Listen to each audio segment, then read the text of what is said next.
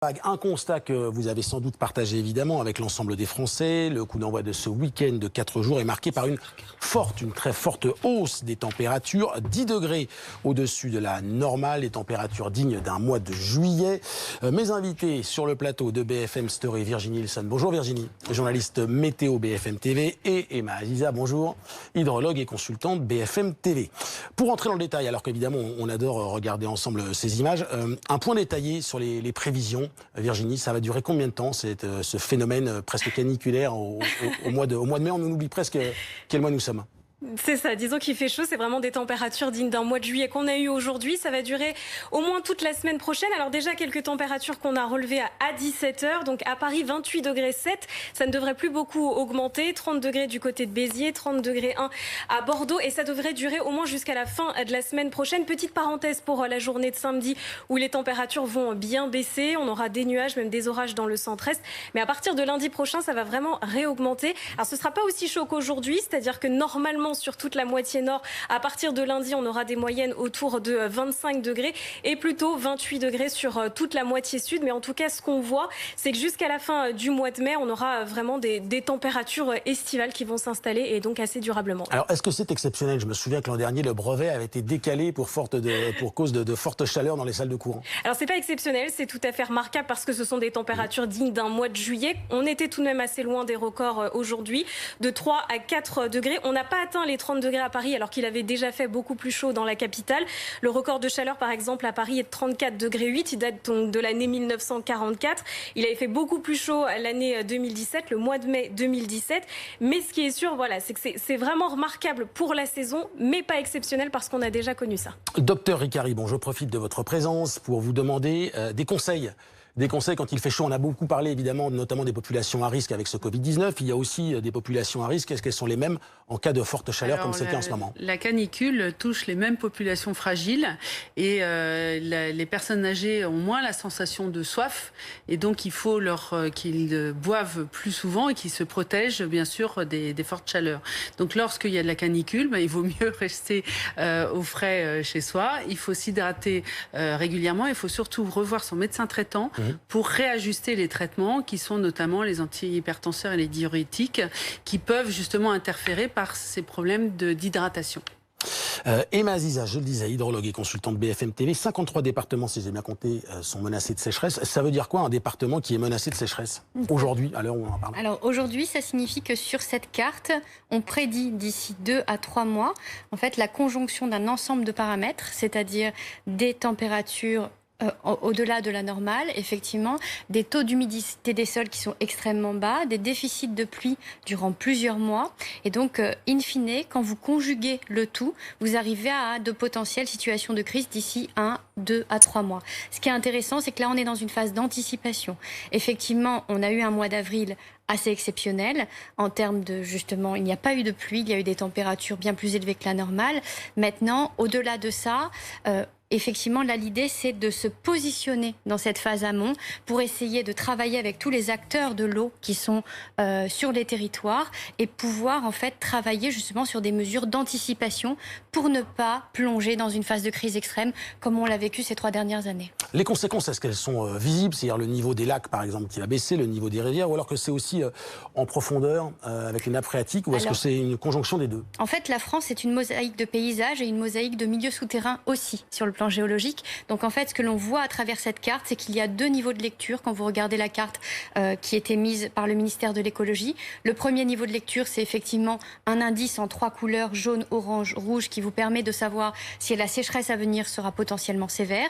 Mais vous avez aussi des petits carrés de couleurs qui vous indiquent si sur ce département, c'est plutôt des nappes qui risquent de se tarir, c'est plutôt des cours d'eau qui vont se retrouver complètement à sec, ou bien si on risque d'avoir des sécheresses agricoles, c'est-à-dire ces premières couches de sol qui vont s'assécher et avoir des conséquences sur le plan socio-économique, sur le plan agricole. Alors justement, c'est la question que, forcément, quand on parle de sécheresse, on pense aux agriculteurs.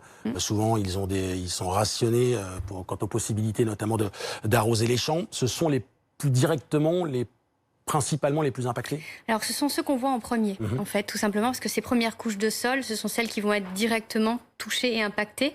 Mais derrière, il y a bien d'autres dommages beaucoup plus graves dont on parle moins et pourtant ils sont extrêmement conséquents en termes de quantité de dommages estimés.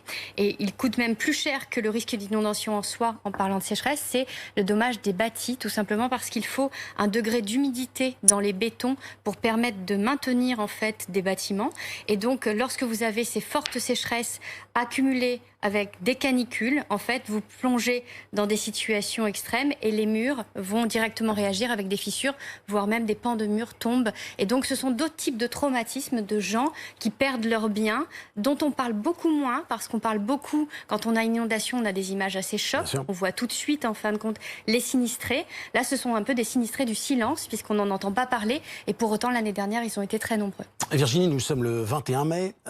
Et déjà la question, est-ce que ce phénomène annonce un été chaud et sec? Est-ce qu'on peut déjà se projeter ou est-ce que c'est trop tôt? Alors, on a fait des tendances saisonnières et on voit très clairement que dans les 3 prochains mois, les températures seront bien au-dessus des valeurs de saison. On a relevé d'ailleurs des excédents de température. Alors évidemment, ce ne sont que des prévisions avec une fiabilité à 60%, mais pour le mois de juin, on voit un excédent de température de 1,5 degré.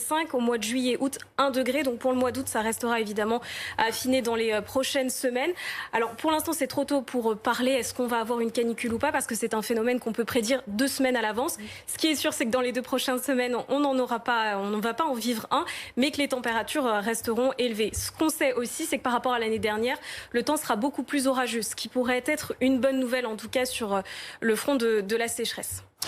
Emma Aziza, à partir de quand il va falloir s'inquiéter si les températures ne redescendent pas? Notamment pour le secteur agricole, mais pas seulement, vous l'avez bien expliqué. Je pense qu'on peut s'inquiéter dès maintenant, en fait. On n'a pas besoin d'attendre, tout simplement parce que de 2014 à 2017, on a commencé à avoir des signes assez marqués, assez forts de sécheresse qui commençaient à s'installer. Mais de 2017 à 2020, ce sont des sécheresses répétées, avec des scénarios à chaque fois différents dans le cours de l'année, et pour autant avec les mêmes résultats sur le plan socio-économique et humain.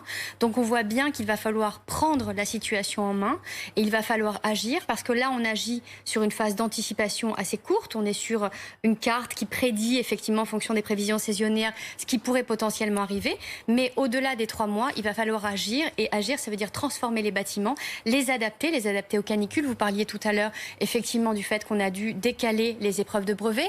Donc est-ce qu'aujourd'hui les collèges se sont adaptés? Je ne suis pas sûre. Est-ce que tous les bâtiments se sont adaptés? On parlait des EHPAD ou bien de tous les centres médico-sociaux. On voit très bien que on a une atteinte sociétale potentielle avec l'arrivée de ces canicules.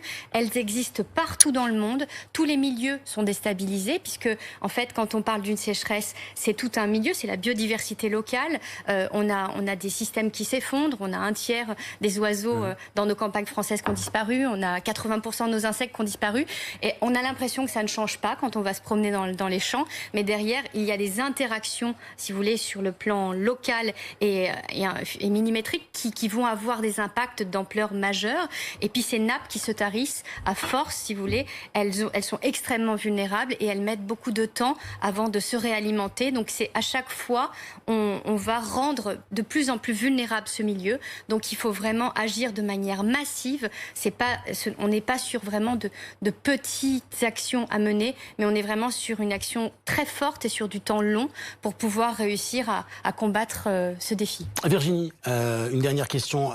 Emma parlait à l'instant d'impact majeur. Est-ce que cette chaleur a un impact important sur la population, la pollution, pardon? Actuellement, c'est difficile de le dire. C'est vrai que quand on le voit, en tout cas, il y a eu un effet confinement, ça c'est certain. Il faudra attendre un petit peu pour voir ce qui va se passer dans les prochaines semaines. Alors c'est sûr que la chaleur, l'ensoleillement, on surveille l'été puisque ça peut évidemment produire de la pollution qu'on appelle à l'ozone. Alors pour l'instant, c'est beaucoup trop tôt, mais on va surveiller évidemment les prochaines semaines. Merci à toutes les 3 d'avoir été sur le plateau de BFM Story.